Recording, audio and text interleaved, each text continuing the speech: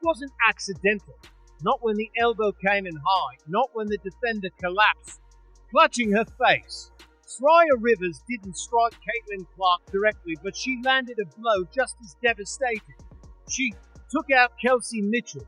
In the game's opening minutes, Rivers charged the lane with force, flung her arm through, and caught Mitchell clean across the face. Mitchell dropped hard to the floor. The whistle came late. Confusion rippled through the arena, but the replay made it undeniable.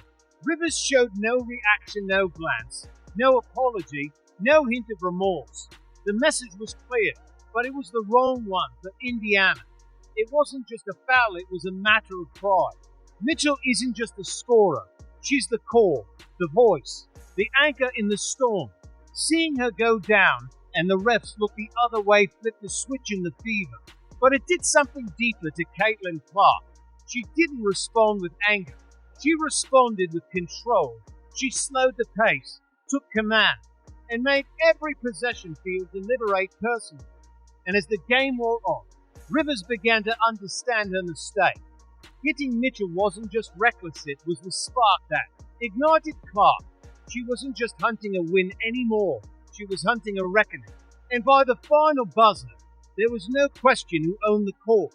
The intensity spiked early. Connecticut struck first as Soraya Rivers dove on a loose ball near midcourt, exploded past Indiana's final defender, and glided coast to coast for a smooth finish. It was a clean, energizing play that gave some an early jolt, but Indiana wasted no time in answering.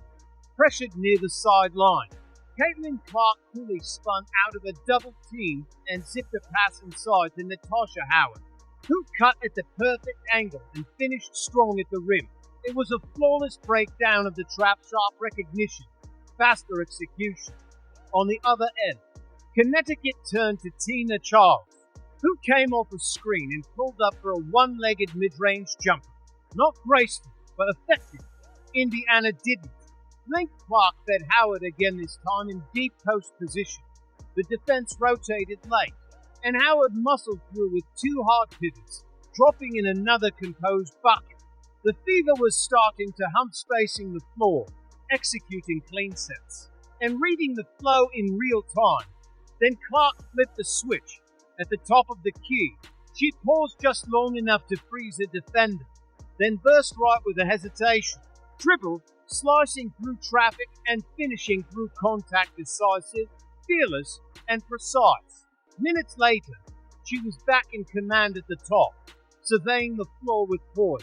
Spotting Lexi Hull darting in from the wing, Clark rifled a pinpoint pass into the seam.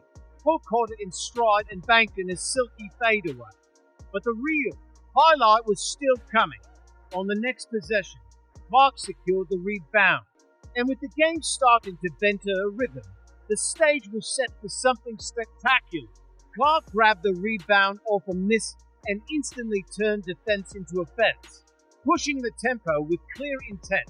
Before even crossing half court, she fired a full-court laser to Lexi Hull, who caught it in perfect rhythm on the wing.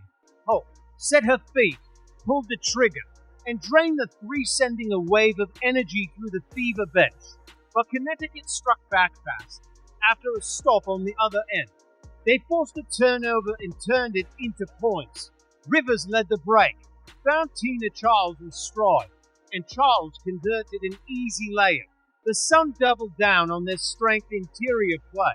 Charles sealed her defender expertly off a sharp entry pass and finished again at the rim, imposing her presence in the paint. But Indiana had the final word of the quarter. Ori McDonald, working off a handoff, attacked the defense with purpose, drew contact in the lane, and earned a trip to the line. Calm and composed, she knocked down both free throws, giving Indiana a narrow 29-28 edge at the buzzer. The second quarter picked up with no drop in intensity. Indiana stayed aggressive, and it paid off almost immediately. Caitlin Clark anticipated a soft cross-court pass, jumped the lane, and ignited a fast break, charging toward the hoop. She absorbed a collision from JCS Sheldon mid-drive, drawing the foul and halting what would have been a clean finish. At the line, Clark split the pair just enough to stretch the Fever's lead. Kelsey Mitchell then kept the pressure on, probing the defense, reading rotations, and creating chances both on and off the ball. Indiana was beginning to dictate, the tempo not just matching Connecticut's energy, but redefining the rhythm of the game. Indiana shredded Connecticut's coverage, forcing them into reactive defense across multiple tricks. But the Sun answered with flashes of brilliance. Rhea Hartley ignited the crowd with a dazzling in-and-out dribble, followed by a slick behind the back, move that left her defender in the dust. She stepped back behind the arc and buried a deep three. The silence after the shot speaking volumes. Then JCS Sheldon took control. She rejected the high screen, maintained her dribble under pressure, and baited to defenders before whipping a perfectly placed hook pass to Tina Charles. At the free throw line, Charles rose with confidence and sank the jumper, continuing a quietly dominant performance. Hartley, still in rhythm, wasn't done yet. Kelsey Mitchell answered right back, carving up the defense with a sharp backdoor cut that left her defender trailing. Even after the initial pass was deflected, she remained poised, gathered the loose ball, and finished through contact off the glass. Her court awareness and timing kept Connecticut scrambling. On the next possession, she took a handoff on the wing, slowed just enough to freeze the defender, then elevated from mid-range for a clean jumper, smooth, economical, and precise. Caitlin Clark picked up the thread with her own calculated assault. Off a handoff, she read the defenders with a slight hesitation, waited for the seam to appear, then burst through it and finished at the rim before the help could recover. Her patience was surgical, her rhythm relentless, and she wasn't done making her mark. Rhea Hartley once again controlled the moment, this time in semi-transition. She slowed the tempo with precision, hit the brakes, planted hard, and slid behind the back before rising for a deep pull-up three. The ball soared high and splashed. Through a second consecutive triple, a statement from a veteran guard thriving under pressure. Indiana, needing a spark before the break, found it in Kelsey Mitchell. She went coast to coast with surgical footwork, weaving through defenders, with crisp crossovers before gliding to the rim and finishing smoothly with her left hand. On the final meaningful possession of the half, Mitchell forced a hard close-out and drew the help defense. Without hesitation, she fired a skip pass to Sophie Cunningham in the corner. Cunningham caught it in rhythm and drained the three pure, effortless, and timely. Indiana entered the locker room with a narrow 44-42 lead, but nothing was decided. The energy was thick with tension, and the real fight was still ahead. Connecticut came out swinging in the second half. Sraya Rivers read the defense perfectly from the wing, pulling just enough attention before zipping a quick pass to Hartley at the top. The defense rotated late, and Hartley punished them, squaring up and drilling yet another three to keep her hot hand alive. The Sun followed that with a classic Tina Charles sequence. Working from the block, Charles pivoted strong toward the middle, felt the defender overcome, and looked at a soft one-legged hook off the glass, vintage, controlled, and automatic. But Indiana refused to back down. Lexi Hull broke free off the ball and cut sharply toward the paint as the defense swarmed. She spotted Natasha Howard slipping into space. Lexi Hull delivered a highlight-worthy assist, threading a slick behind the back pass that hit Natasha Howard perfectly in stride. Howard finished with ease, extending her dominant performance in the paint. With each bucket, her presence grew, more imposing, but Connecticut stayed composed, leaning once again on Tina Charles, popping out off a ball screen. Charles squared her shoulders and calmly drained a smooth jumper just inside the arc, keeping the game within reach. Indiana's offense, though, didn't miss a beat. Ollie Boston operated from the elbow, pausing just long enough for Howard to slice through the lane. The timing was pristine. Boston delivered a pinpoint pass, and Howard dropped in another finish. By then, she had racked up 17 points, and the Sun defense was visibly stretched still.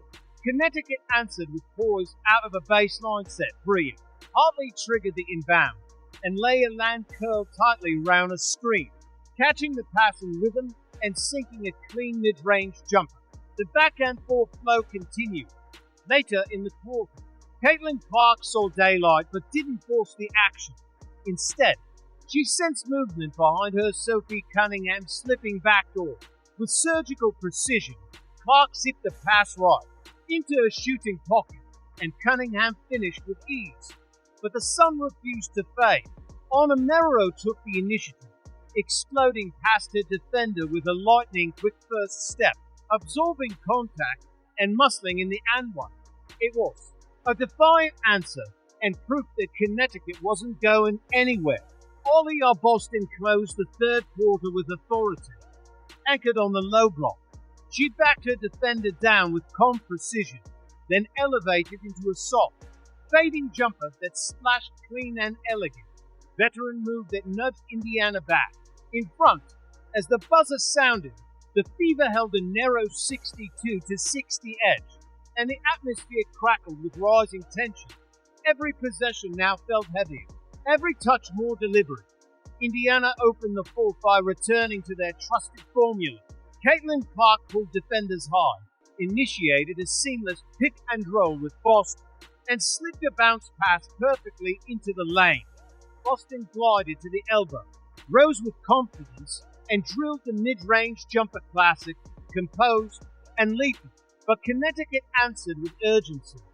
After a scramble near the baseline, Allen scooped up the loose ball and kicked it out to Leela Land on the wing. The rookie calmly rose, buried the three, and drew a foul in the process. Though she missed the free throw, her confidence didn't waver. On the very next possession, she pushed in transition, used a subtle fake to send her defender off balance, and finished smoothly at the rim. That bucket gave her 15 points, a new career high, and kept the sun right on Indiana's heels. Connecticut kept leaning on their rhythm, and it stretched Indiana's defense thin. From the high post, Tina Charles orchestrated with precision, spotting Anissa Merrow slipping behind her defender. Charles floated a soft lob over the top, and Merrow gathered it in stride, finishing with control. But Indiana didn't rattle. Ollie Boston responded with poise, establishing deep position on the block, drawing contact, and calmly sinking both free throws to edge the Fever back in front. Then Caitlin Clark seized the moment.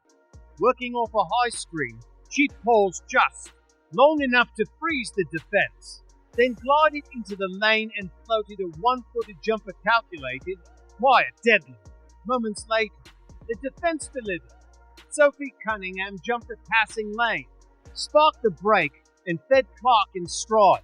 After taking contact, Clark stepped to the line and knocked down both free throws with the ease of someone built for it.